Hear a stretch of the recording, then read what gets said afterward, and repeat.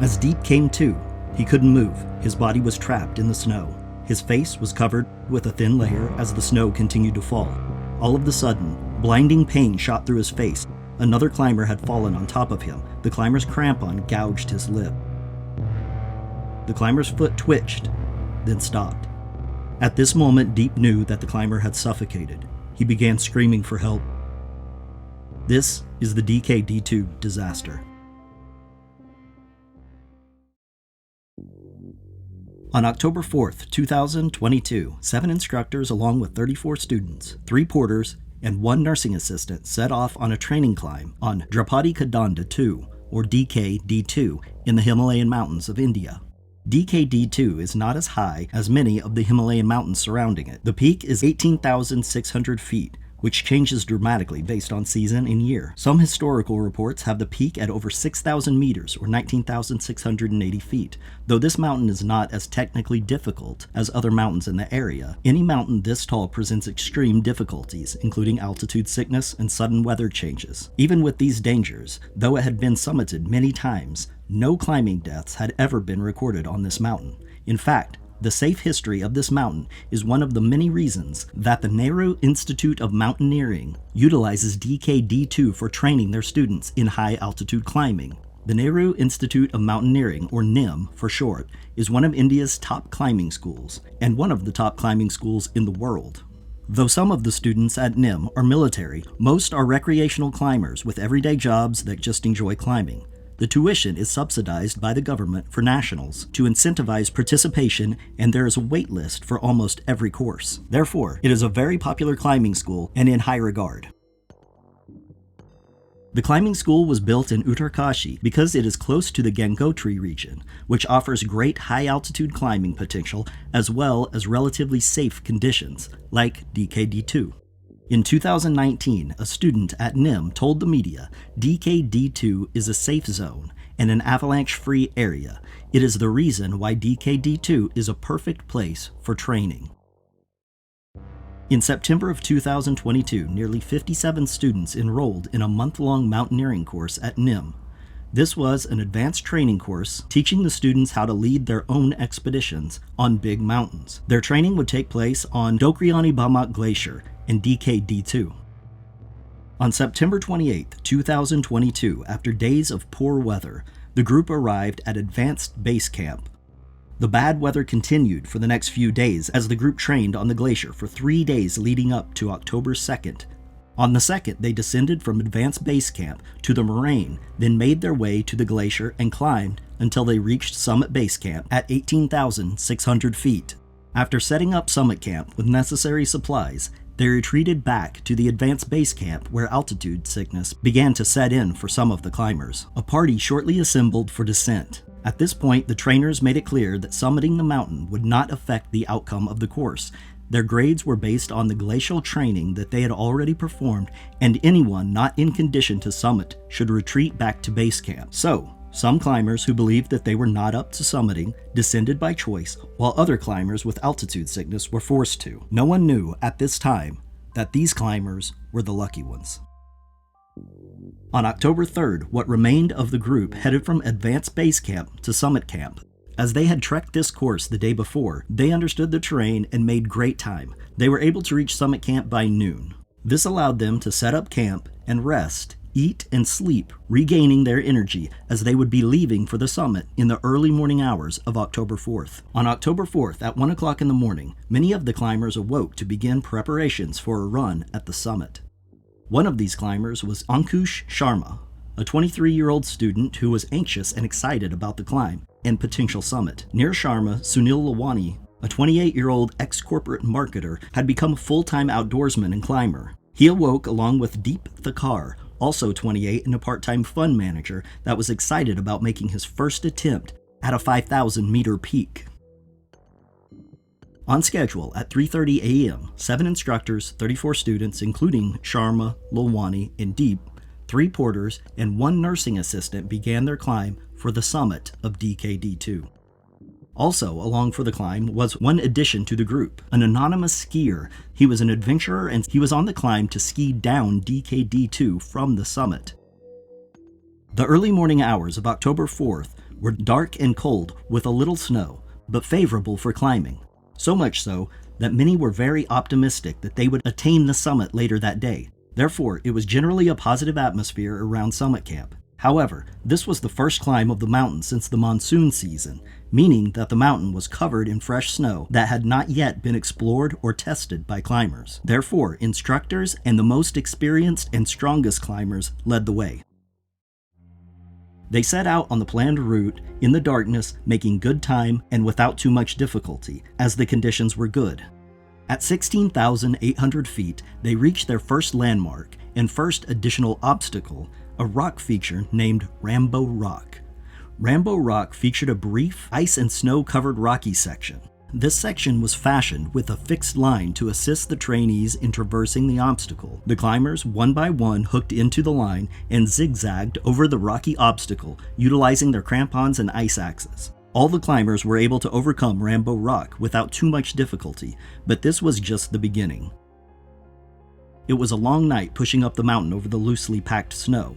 The leaders were tasked with spotting and navigating around crevasses as they ascended higher and higher, using only their headlamps to light the way. The climbers at the front were keenly aware of any breaks in the snow, signaling crevasses, as they trudged upward in knee-deep snow. It was not an extremely difficult climb, but dangers were present. The climbers were extremely careful to not put the trainees in danger. As daylight broke over the surrounding 20,000-foot peaks, climbers were approaching the summit with Lawani in the middle of the long line of excited adventurers. As they continued up the mountain, they crossed uphill of a narrow crevasse below them on the side of the mountain. The line stopped as the lead climbers neared the summit. The instructors in the front of the line fixed ropes for the others waiting in the long line to summit. Lawani was about halfway back as the line slowly moved forward. A small amount of snow broke loose and slid down past Lawani. Nervously, he said, "Hey, it was a mini avalanche."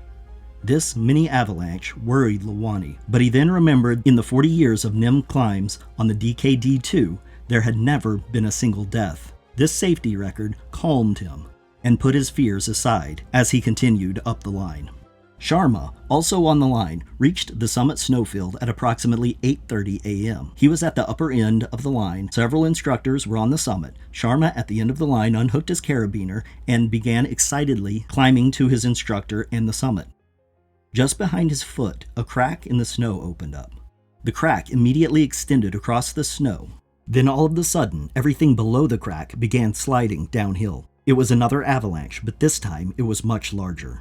There was no time to move. The climber in front of Lawani was hit by the snow. Then he was thrown into Lawani. The impact threw Lawani back into the snow, but he reacted quickly. He slammed his ice axe into the snow, hoping to stop them from sliding down, but it did nothing.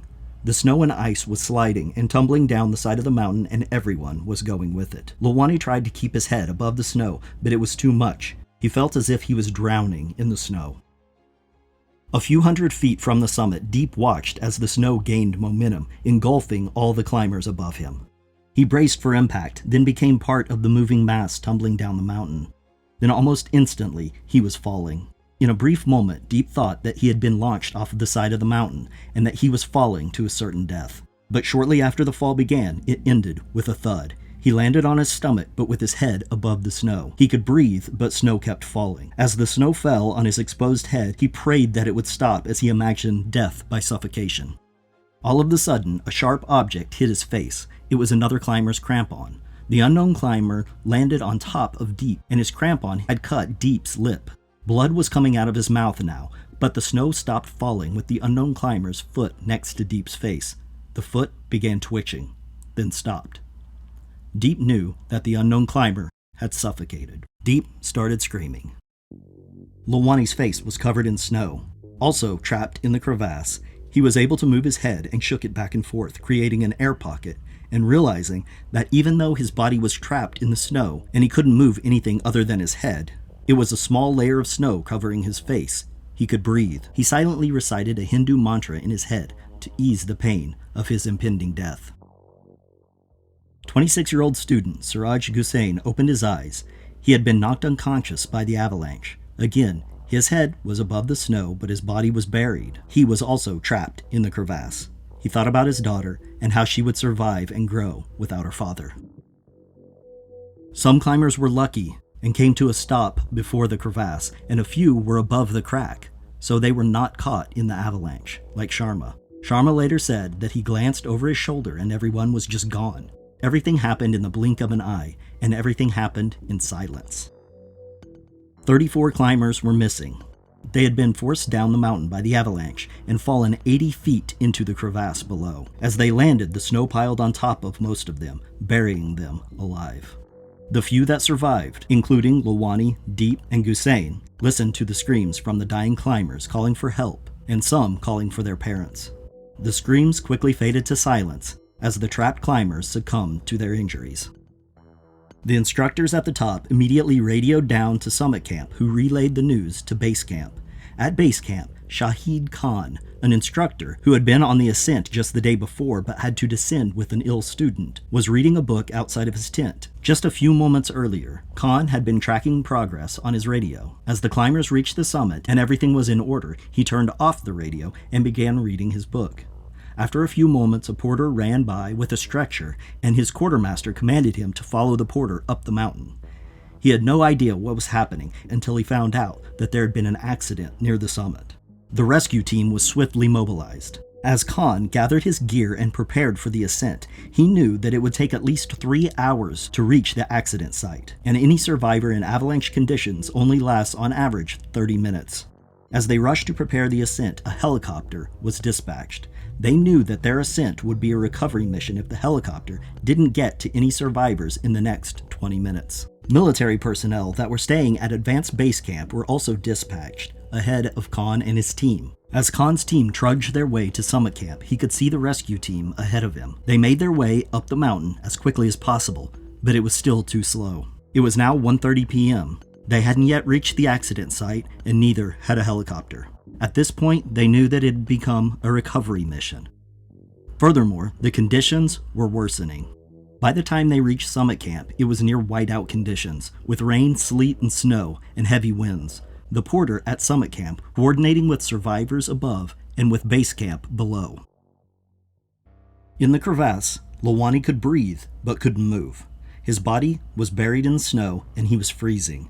His hands felt like wood. The trainers had descended into the crevasse and were searching for survivors. After what Lawani estimated to be at least an hour and a half, an instructor removed the snow from Lawani's head and wiped it away from his glasses. "Don't worry, Sunil.